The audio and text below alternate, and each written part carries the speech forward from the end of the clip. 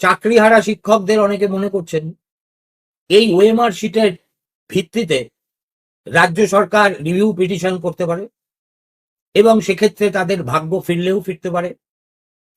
আমি খবরাখবর নিয়ে যা বুঝেছি সেটা একটা অলীক কল্পনা ভিন্ন কিছু নয়।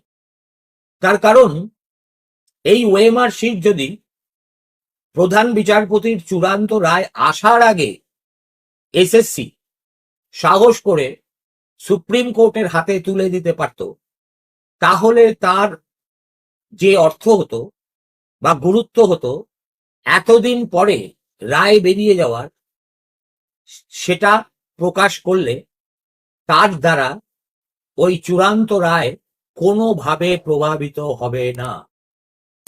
সুতরাং ওএমআর শিট বেরোলে আপনাদের ভাগ্য ফিরবে, এ কথা দয়া করে আপনারা এই ভ্রমের মধ্যে থাকবেন না।